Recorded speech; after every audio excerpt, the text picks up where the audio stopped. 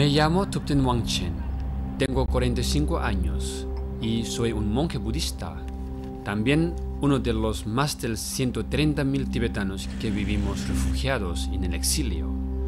Yo tenía 4 años cuando mi madre fue asesinada por los militares durante la represión china en el Tíbet en 1959. Un año más tarde, mis padres, al igual que hicieron miles de tibetanos, decidió que teníamos que escapar del país en un peligroso viaje a pie a través de la cordillera del Himalaya, siguiendo los pasos de Su Santidad el Dalai Lama. Durante años estuvimos mendigando por Nepal y el norte de la India, hasta que el gobierno tibetano en exilio me recogió de la calle y me internó en una escuela, donde permanecí hasta los 16 años, edad en la que decidí convertirme a monje. En 1981 vine por primera vez a España como intérprete de filosofía budista. Han pasado ya casi 19 años y aún sigo aquí, donde dirijo la Casa del Tíbet, una fundación inaugurada en 1994 por Su Santidad Dalai Lama para difundir y mantener viva la cultura y la religión de mi país. Aquí soy libre para expresar mis ideas y mis sentimientos sin temor a sufrir torturas.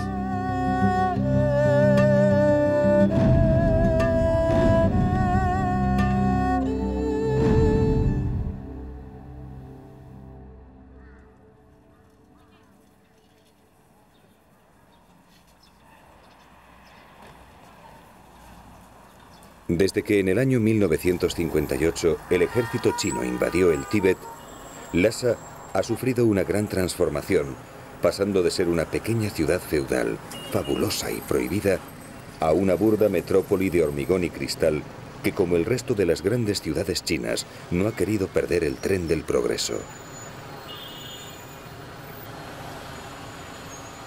Especialmente en los últimos 20 años, los grandes inversores de la costa oriental china han puesto sus ojos en esta remota región rica en recursos naturales, mano de obra barata, y donde el gobierno local ofrece enormes ventajas fiscales y sociales, como por ejemplo que los matrimonios chinos puedan tener 2 hijos en vez de 1, como es obligatorio en el resto del país.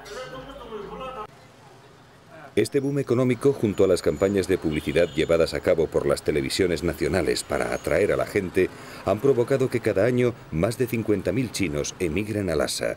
Y aunque pocos consiguen la residencia para mantener las estadísticas bajas de cara al exterior, la realidad es que más de la mitad de la población de la ciudad ya es de origen chino, convirtiendo a los tibetanos en una minoría dentro de su propio territorio.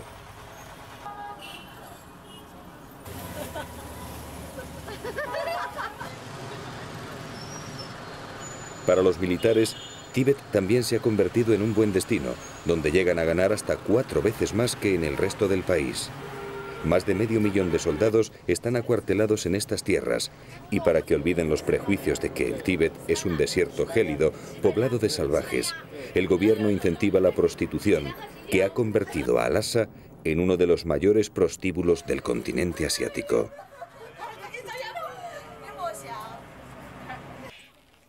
Los nuevos asentamientos construidos por el Estado no son suficientes para absorber la incipiente inmigración, y una de las soluciones ha sido expropiar y dividir las amplias casas tibetanas en apartamentos, obligándoles a convivir con los chinos, quienes a su vez hacen las funciones de espías.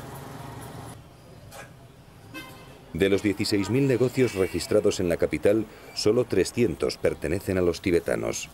Los chinos son los únicos que tienen acceso a los mejores locales comerciales, obligando a los tibetanos a vender sus mercancías en los puestos callejeros.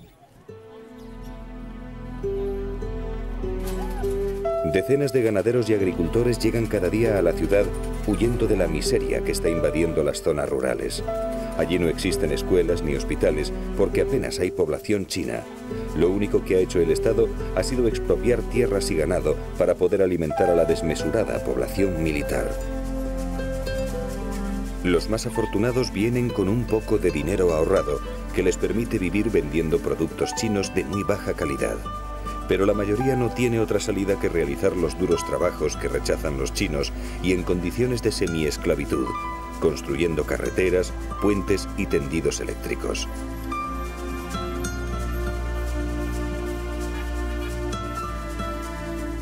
Pocos son los tibetanos que consiguen abrirse camino en esta sociedad totalitaria y opresora, donde los derechos humanos son papel mojado.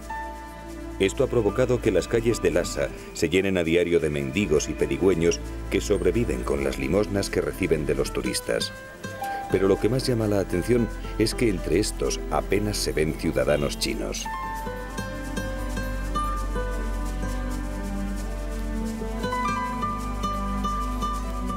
Uno de los efectos más negativos de todo este proceso es que los tibetanos comienzan a dudar de su propia cultura e incluso en ocasiones hasta se avergüenzan de ella.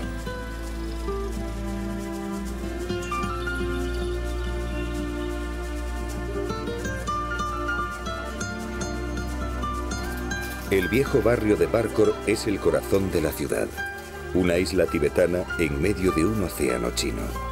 El único lugar que se ha resistido a la invasión del mundo moderno y donde aún es posible sentir la magia y la atmósfera de lo que en su día fue Lhasa, la ciudad prohibida e inexpugnable, antaño un sueño inalcanzable para muchos occidentales.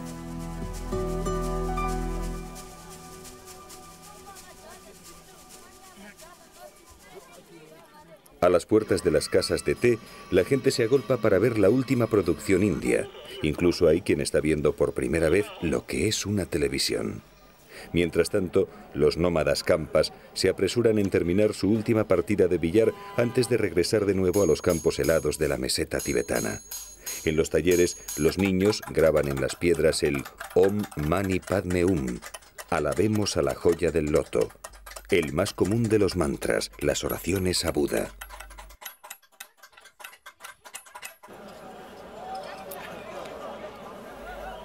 Al pasear por las calles de Barkor, uno tiene la sensación de que el reloj del tiempo se ha detenido.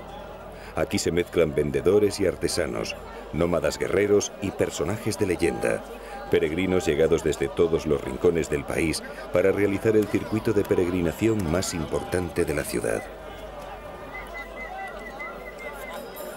Pero apenas se ven monjes. La mayoría han tenido que huir del Tíbet buscando la libertad junto al Dalai Lama. En el monasterio de Sera, uno de los más importantes de la ciudad, antes de la invasión vivían 5.500 monjes. En la actualidad apenas quedan 200. Los monasterios se están vaciando y convirtiéndose en museos de cera sin apenas vida.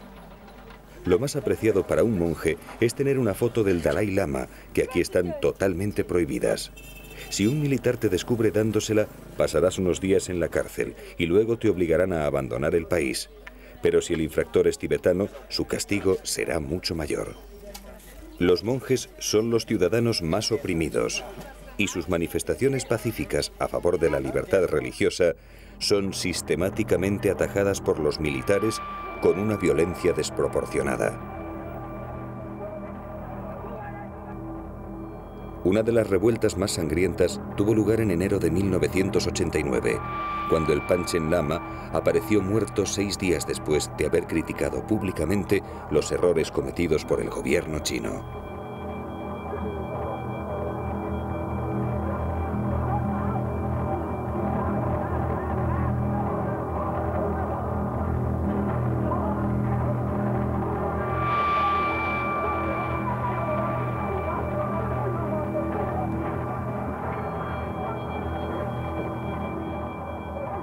El primer ministro Li Peng decretó la ley marcial, pero los motines no cesaban y todos los días se producían reivindicaciones de independencia. Los militares las disolvían con fuego real y en 3 días hubo centenares de heridos y fueron asesinados más de 60 manifestantes.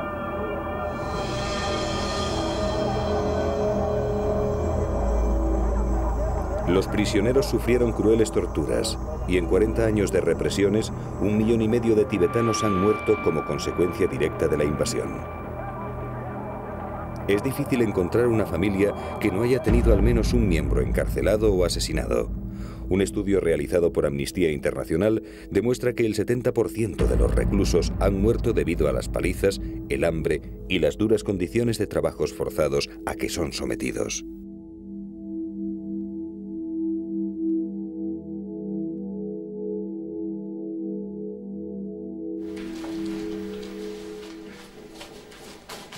Este hombre se llama Jesse Togden, tiene 33 años y dirige la Asociación de Antiguos Presos Políticos en el Exilio.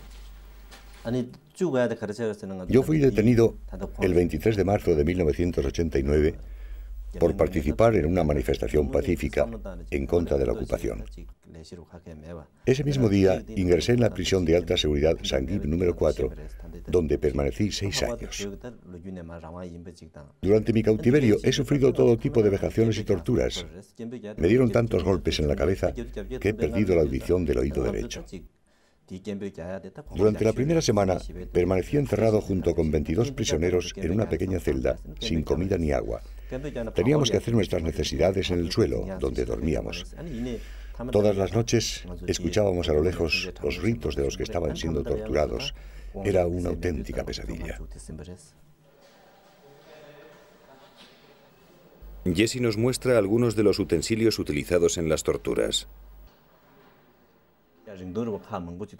Esta linterna era uno de los instrumentos más comunes.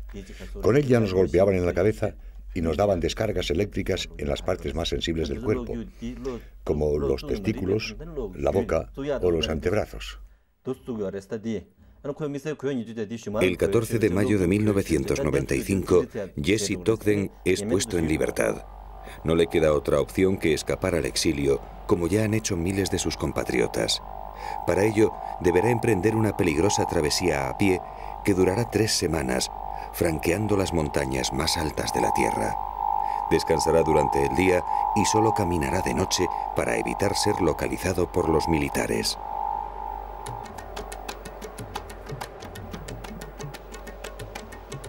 El momento más peligroso será atravesar el paso de Nampa La, situado a 6.000 metros de altura. Pero por el camino deberá cruzar glaciares y ríos turbulentos, soportará avalanchas y tormentas de nieve y no se sentirá libre hasta alcanzar Katmandú, la capital de Nepal. Él bien sabe que si es cazado por los militares nepalíes, será entregado de nuevo a las autoridades chinas y probablemente ya nunca más se sabrá de él.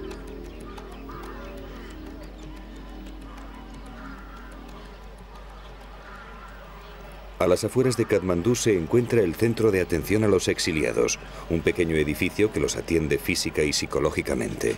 Aquí también les ayudan en los trámites para conseguir el estatuto de refugiados políticos.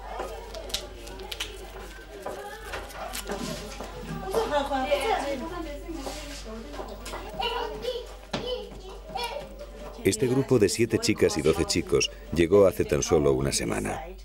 En sus rostros aún se refleja la dureza del viaje, pero están contentos, han alcanzado la libertad.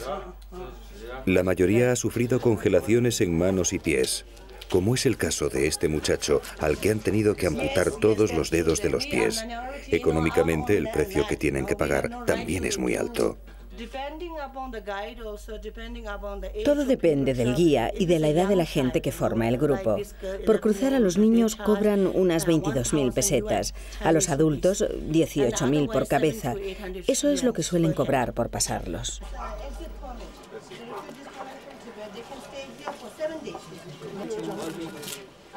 En el patio del pequeño dispensario, las enfermeras limpian y curan las heridas.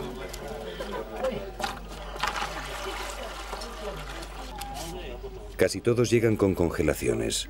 Durante la travesía no pueden cargar con mucho peso. Las zapatillas de deporte y la poca ropa que llevan no son suficientes para soportar temperaturas que descienden hasta los 40 grados bajo cero.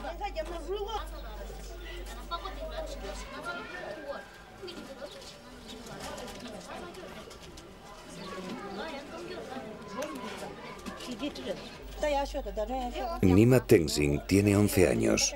Apenas puede caminar y es todo un ejemplo de la lucha por la supervivencia.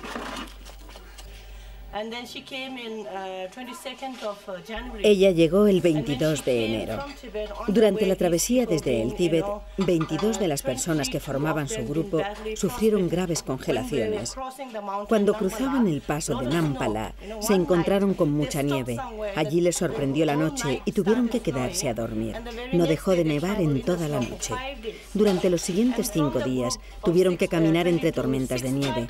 De su grupo, 5 personas murieron. Todos muy jóvenes, murieron congelados. Durante esos 5 días se quedaron sin comida, solo comían nieve. Ella no podía caminar porque sus pies estaban congelados y tuvo que ser transportada a la espalda de uno de los muchachos que también sufrió graves congelaciones. Había tanta nieve que era imposible continuar. Se quedaron bloqueados. Un par de días más y ella también hubiera muerto. Así que de su grupo 5 murieron. Se quedaron dormidos y a la mañana siguiente aparecieron completamente congelados. Esta gente es tan fuerte.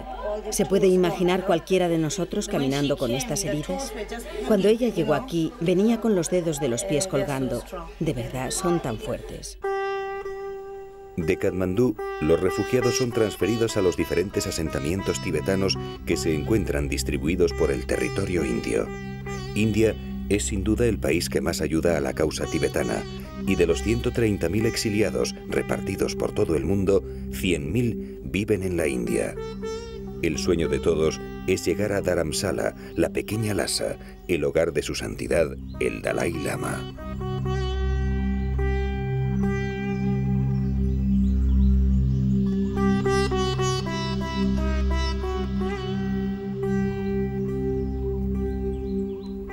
Dharamsala se encuentra ubicada a 1800 metros de altitud, en las primeras estribaciones de la cordillera del Himalaya. Hasta 1960 fue una tranquila estación de montaña, rodeada de pinares y rododendros, en la que se desarrollaba una vida apacible bajo las altas cumbres de nieves perpetuas.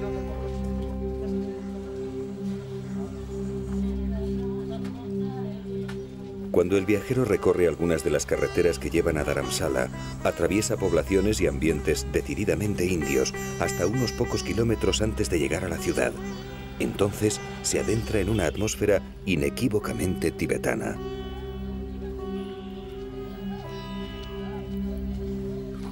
En Dharamsala residen más de 6.000 exiliados que han llegado buscando sus valores arrebatados y que componen un tercio de la población de la ciudad. Ellos se han adaptado perfectamente a su nuevo hogar gracias a una altitud que atenúa las sofocantes temperaturas del llano.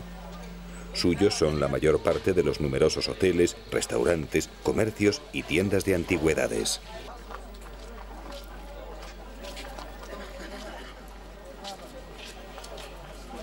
Diferentes religiones y grupos étnicos conviven armónicamente en este reducido espacio donde el budismo es el eje de la existencia cotidiana, como sucedía tradicionalmente en el Tíbet antes de la agresión china.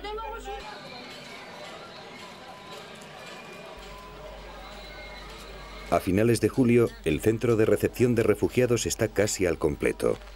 Ahora es la mejor época para cruzar las montañas y en pocas semanas en esta habitación ya no cabrá ni un alfiler. Una vez que se recuperen, comenzarán a ser repartidos por los diferentes organismos que el gobierno tibetano en el exilio tiene instalados en la ciudad. Todos los que aquí se encuentran vivieron ayer el día más feliz de sus vidas porque fueron recibidos por su santidad, el Dalai Lama. Alguno incluso se atreve a contarnos por qué se escapó, aun sabiendo del riesgo que puede correr su familia. Yo vivía con mis padres en la región de Chamdo. Un día el gobierno nos quitó las tierras y nos vimos obligados a marchar a Lhasa. Mi padre no encontraba trabajo, así que me tuve que poner a mendigar.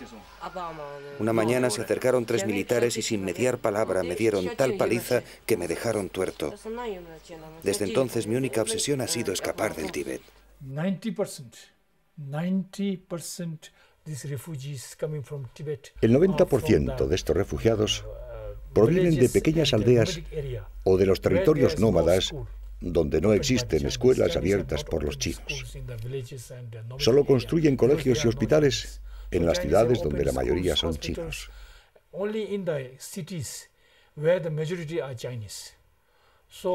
Así que el 90% de los que llegan son analfabetos. No saben leer ni escribir, incluso ni en el tibetano. Olvídate del chino o del inglés. Nunca han ido al colegio. Les tenemos que enseñar desde el principio. A, B, C, D. También les tenemos que enseñar a lavarse, a mantenerse limpios. El gobierno chino no se preocupa por ellos.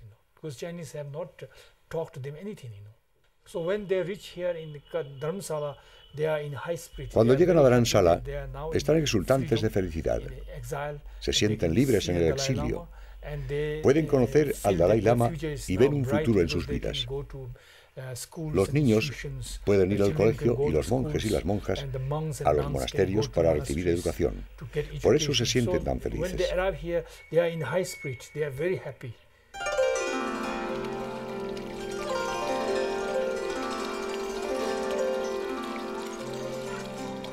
Los más pequeños están listos para ser trasladados a la ciudad de los muchachos tibetanos, un internado situado a las afueras de Dharamsala, donde viven y estudian 2.400 chicos y chicas con edades comprendidas entre los 9 meses y los 20 años.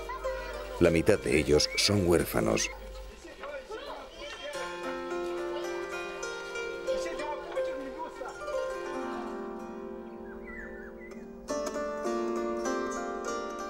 El colegio se divide en casas unifamiliares donde viven entre 30 y 40 alumnos de todas las edades y son supervisados por una monitora que hace las funciones de madre. Con ello se pretende crear un ambiente de hogar y de familia donde los mayores tienen la responsabilidad de cuidar y educar a los más pequeños.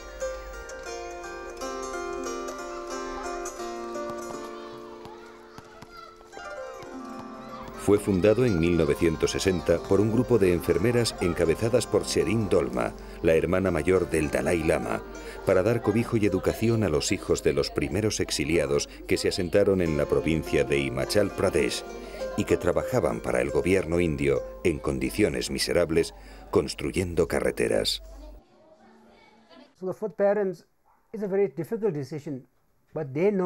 Para los padres es una decisión muy difícil. Pero ellos saben que es mejor sacrificarse por sus hijos y enviarlos al exilio a que se queden en el Tíbet. Si los niños permanecen en el Tíbet, no hay futuro para ellos. Es una decisión muy difícil porque saben que posiblemente no los vuelvan a ver. Pero en el exilio, junto al Dalai Lama, hay esperanza. Chinese officials, local officials, pressurize. Los oficiales locales chinos ponen mucha presión en las familias para que sus hijos regresen de la India.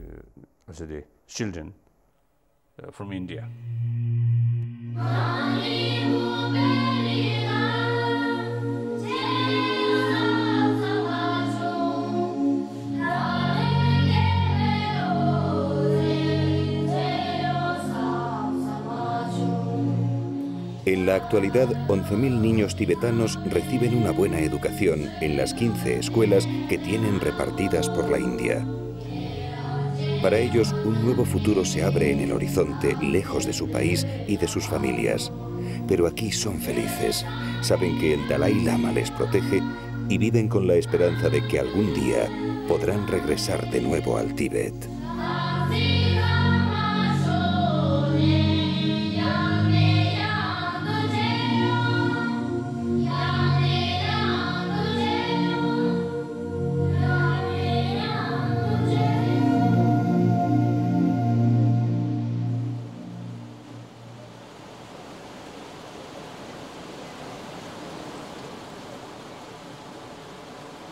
A una hora de camino de Dharamsala se encuentra el Centro de Educación de Mayores, un lugar que nada tiene que ver con la ciudad de los muchachos tibetanos.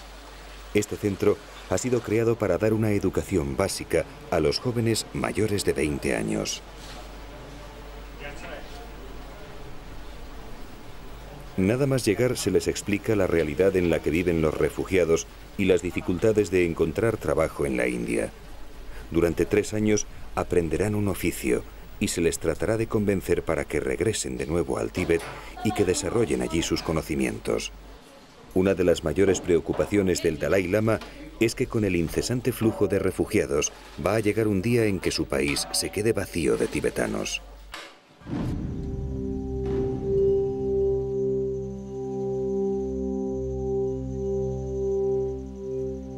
Más de 300 alumnos viven hacinados en viejos barracones de uralita y en condiciones no demasiado buenas. Otro problema añadido son los mosquitos, la malaria y el insoportable calor del verano al que los tibetanos no están acostumbrados, ya que este centro se encuentra a tan solo 600 metros de altitud.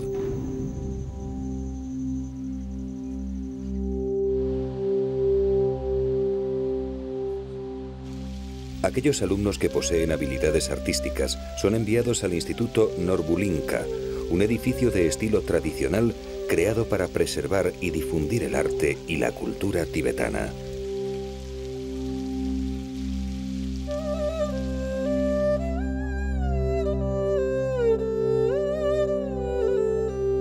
La pintura de Tankas está considerada como una de las principales ciencias dentro de los 5 campos de conocimiento, y su origen se remonta al tiempo del propio Buda.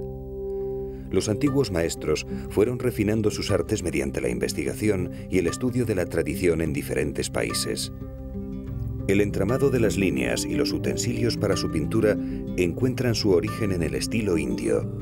El trazado de las figuras está basado en el estilo nepalés y las escenas de fondo en el chino.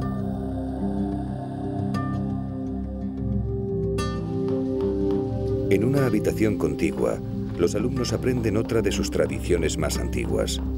Los carpinteros tibetanos son famosos por sus habilidades con la madera, y de ello dan fe los magníficos altares y tronos que adornan sus monasterios.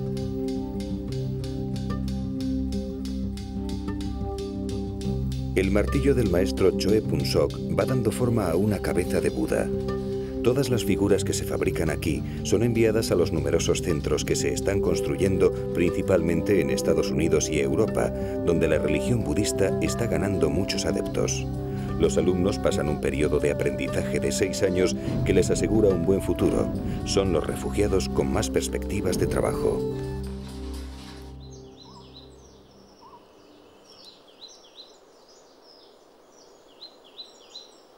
Desde la invasión, más de 6.000 monasterios han sido destruidos en el Tíbet y la libertad de religión es muy limitada.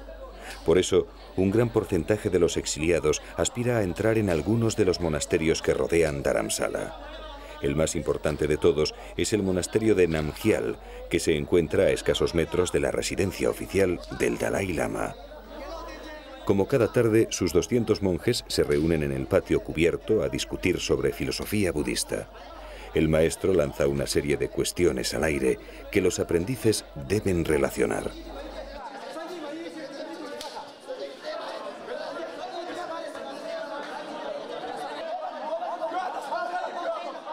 Defienden sus postulados con tanta determinación que incluso llegan a producirse amagos de pelea, eso sí, siempre con muy buen sentido del humor.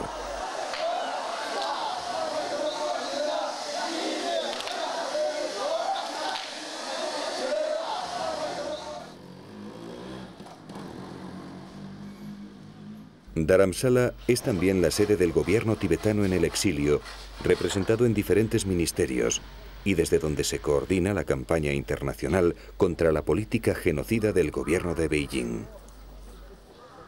Sewan Tetong es el ministro de Información y Relaciones Internacionales, uno de los hombres más influyentes del Dalai Lama y el primer tibetano que estudió en el extranjero. Now, this office is Information and International Relations.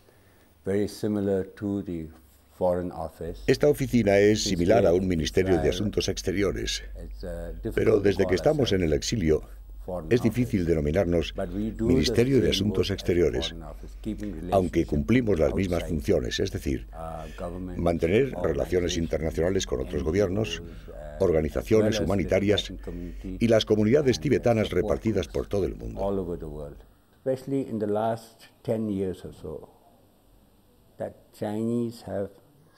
Especialmente en los últimos 10 años, el gobierno chino está sistemáticamente promoviendo campañas para destruir no solo nuestra estructura política de resistencia, sino también la cultura, la religión y la identidad del pueblo tibetano. Y esto es muy peligroso.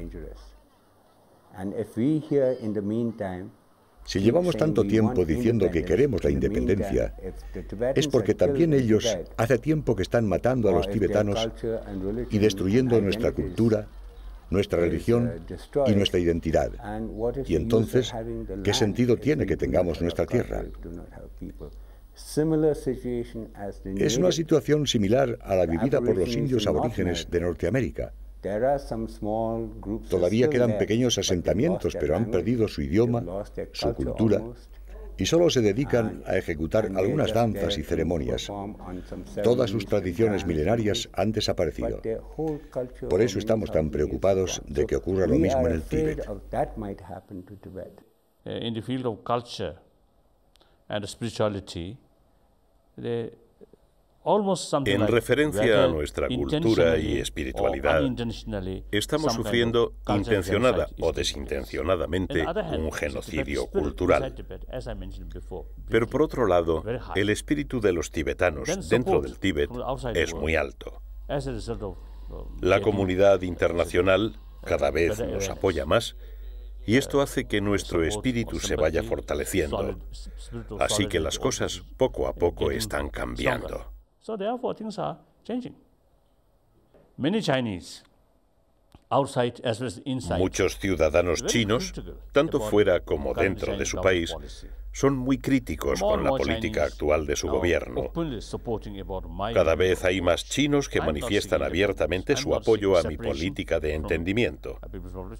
Yo no busco la independencia ni la separación de China. Lo que quiero conseguir del gobierno chino es una total autonomía que considero necesaria para preservar la cultura, las tradiciones tibetanas, la espiritualidad budista y también lo mejor para la unidad y la estabilidad. Al norte de Dharamsala, en lo más profundo del corazón de los Himalayas indios, aislado del mundo exterior, se extiende un valle en cuyo interior se conserva la esencia de la espiritualidad y de la cultura tibetana. De ahí que a este valle se le conozca como el Pequeño Tíbet.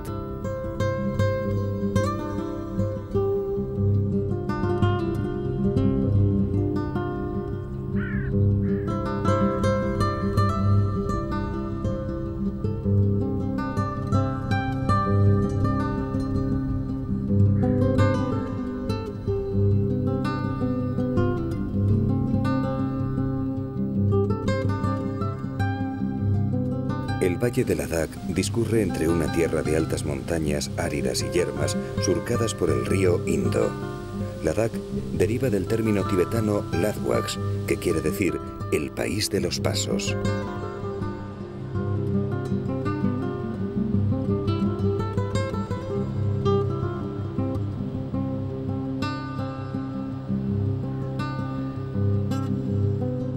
En este tramo de su curso, el río discurre con fuerza en dirección norte hacia la región de Baltistán y posteriormente hacia los fértiles valles de la vecina Pakistán, a través de profundas gargantas que han ido esculpiendo la fuerza de sus aguas, transformando el paisaje en un mundo de formas casi irreal.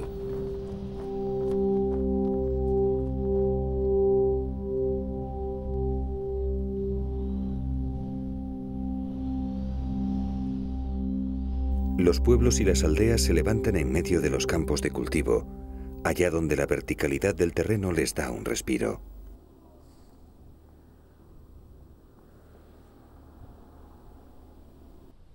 Los ladakis aprovechan la más pequeña superficie de tierra cultivable.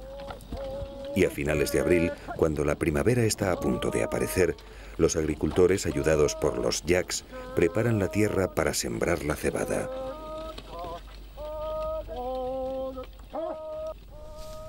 Tanto para ellos como para los nómadas, el yak es esencial en sus vidas. El estiércol les proporciona el vital combustible para cocinar y calentar la casa en los largos y fríos inviernos. Con la leche y la carne se alimentan.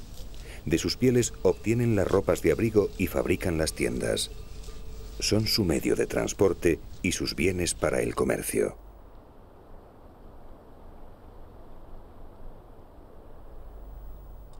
Las casas son construcciones sólidas de estilo tibetano que se ordenan alrededor del monasterio. Sus gruesos muros les dan un aspecto de robustez considerando la pobreza y la escasez de los materiales de la región. En la azotea se encuentran las letrinas y la despensa en donde se almacena la hierba para alimentar el ganado.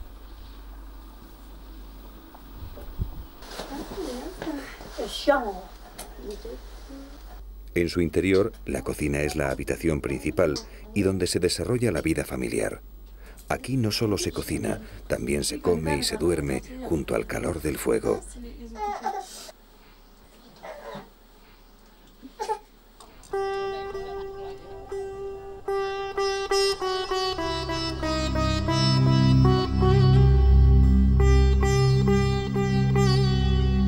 Leh es la capital del Valle de Ladakh. Un castillo de 9 plantas construido en la ladera de la colina domina la ciudad. Y aunque sus muros se conserven en buen estado, su interior está derruido y abandonado desde 1942, año en que la dinastía hindú Dogra anexionó el Valle de Ladakh a las provincias de Jammu y Kashmir.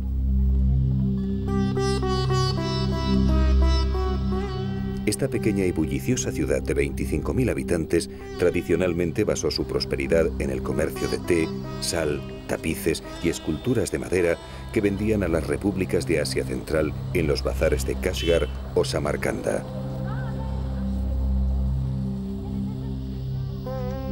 En la actualidad, Leh es un importante centro estratégico para la India. La gran presencia militar recuerda que el Valle de Ladakh está situado a lo largo de la disputada frontera con China y Pakistán.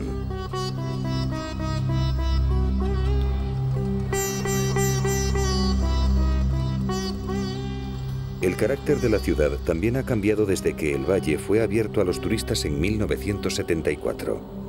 Desde entonces se han construido más de 100 pequeños hoteles y bastantes de los comercios del principal bazar han sido convertidos en tiendas de souvenirs. Pero en cualquier caso, Leh sigue manteniendo esa atmósfera de ciudad remota y apartada que durante 9 meses al año queda aislada del mundo exterior a causa de la nieve.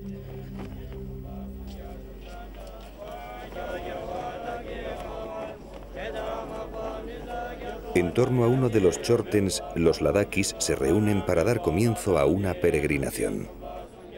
En un país tan montañoso, donde apenas existen carreteras ni vehículos a motor, caminar largas distancias forma parte de la vida, y visitar los lugares sagrados que salpican las rutas puede ser una buena combinación para acumular méritos.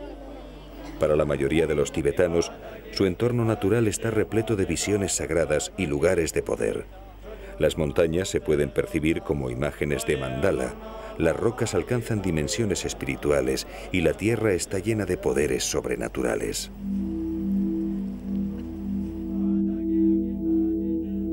Bajo la dirección del Gran Lama, los peregrinos se preparan para comenzar su recorrido de 3 días hasta el monasterio de Leh.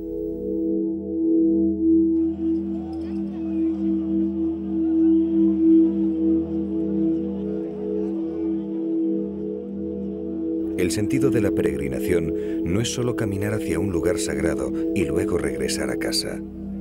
Cubrir el recorrido mediante el chaksal o la postración es la mejor manera de demostrar la devoción. Estas postraciones siguen una secuencia, primero dando una palmada con las manos por encima de la cabeza, luego tocándose la frente y el corazón, más tarde inclinándose como hacen los musulmanes en sus oraciones y finalmente tumbándose completamente en el suelo con los brazos extendidos.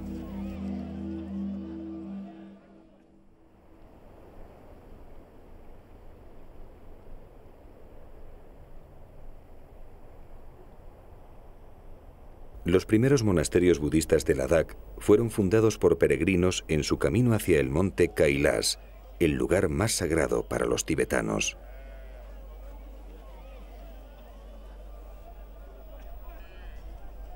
Uno de los monasterios más importantes es el de Tikse. Este magnífico conjunto arquitectónico cubre la altura de una baja colina situada a 17 kilómetros río arriba de Leh. El monasterio fue fundado en el siglo XV por la Orden de los Gelugpa, conocida popularmente como gorros amarillos.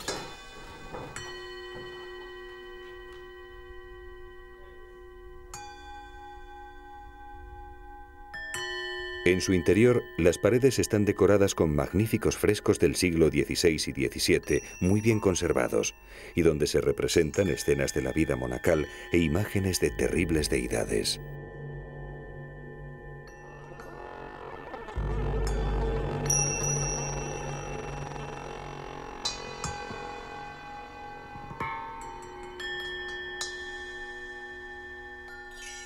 Junto a ellas, los manuscritos que contienen los mantras, redactados en hojas de papel de arroz, son guardados en pequeños nichos y protegidos por tablillas y telas multicolores.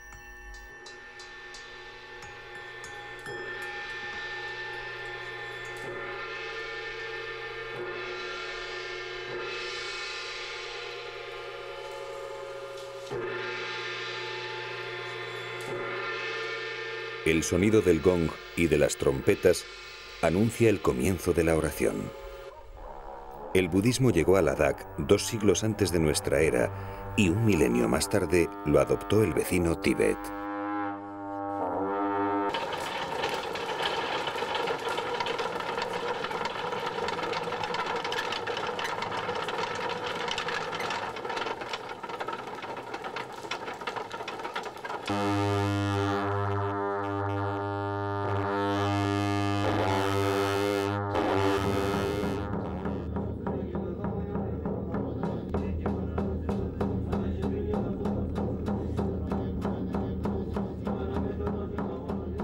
Con un monótono y cansino ritmo, los monjes van recitando los mantras, las oraciones a Buda. Recitando mantras, intentan liberarse de los deseos y de los sentidos y desarrollar las cualidades de conciencia, bondad y sabiduría.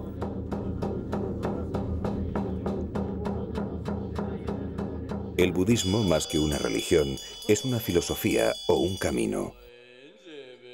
Su objetivo es erradicar el dolor inseparable de la existencia, desprendiéndose de las ataduras terrestres a través de la moderación, de la renunciación y de la meditación. En definitiva, conseguir el nirvana. Este estado fue alcanzado por Buda hace 2500 años. Buda significa alguien que está despierto, y es el logro de un hombre llamado Siddhartha Gautama, que nació al sur de Nepal. A la edad de 35 años, tras una profunda meditación, logró un estado de iluminación. El resto de su vida la pasó viajando y diseminando su enseñanza.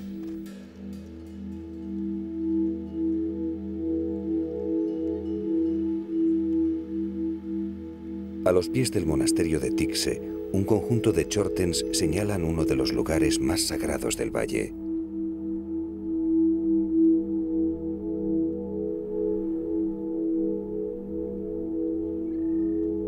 Fueron construidos por la familia real para cumplir los actos meritorios prescritos por el budismo.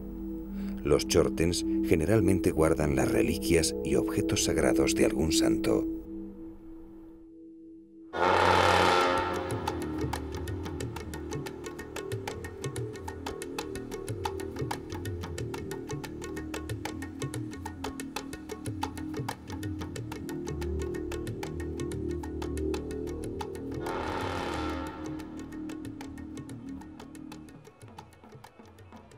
Hoy es el día más importante del año para los monjes de Lamayuru. Dentro de unas horas dará comienzo el festival anual de danzas llamadas Cham.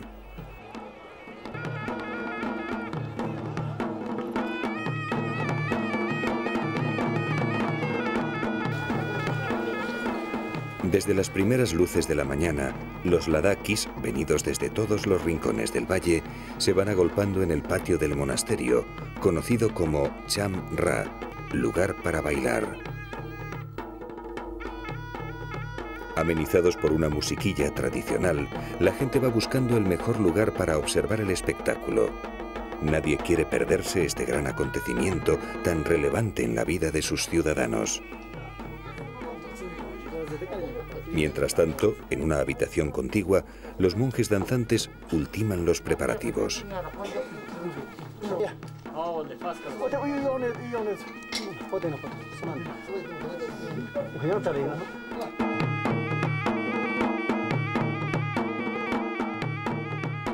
El sonido de los clarinetes anuncia que el baile va a comenzar.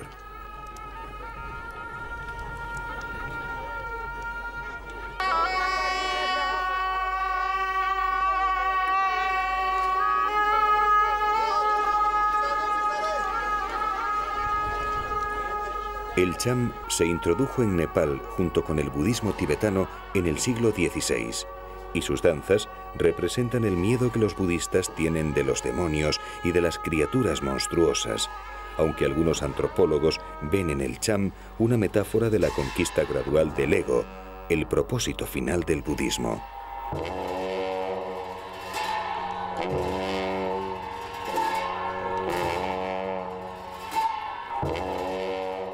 En este solemne baile que dura 2 días, cada movimiento tiene un significado que representa alguna de las manifestaciones de los dioses protectores que intentan eliminar los espíritus malignos.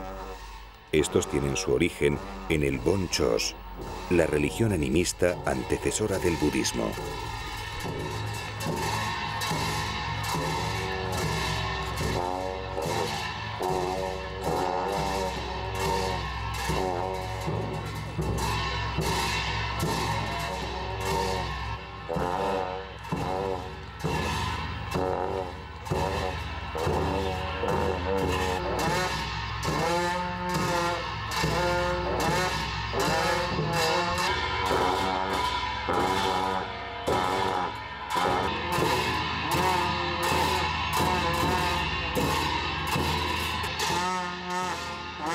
En la mano izquierda, los monjes portan un pequeño cuenco en forma de carabela con la que capturan los espíritus malignos y las fuerzas sobrenaturales. Estas son las causantes de los incendios, las inundaciones, las sequías, el hambre y los terremotos.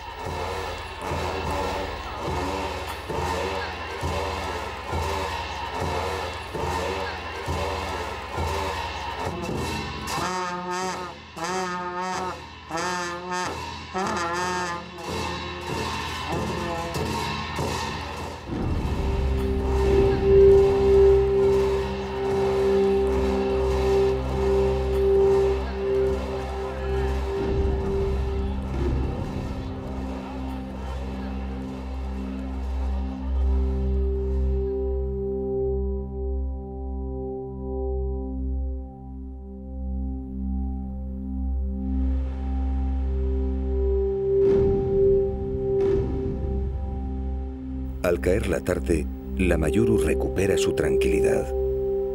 Como cada tarde, Dorsen Shering, el abad del monasterio, se asoma a la terraza para contemplar el atardecer en las montañas, mientras trata de imaginar qué es lo que estará pasando al otro lado de la cordillera. Desde que hace 11 años abandonó el Tíbet, Dorsen no ha vuelto a saber nada de su familia, que sigue viviendo en una pequeña aldea al oeste del país. Tampoco tiene noticias de los monjes de su monasterio con los que compartió más de 40 años.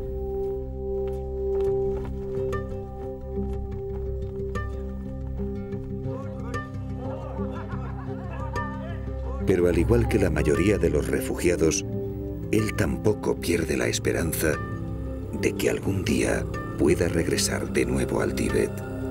Mientras el Dalai Lama viva, la llama de la causa tibetana seguirá encendida.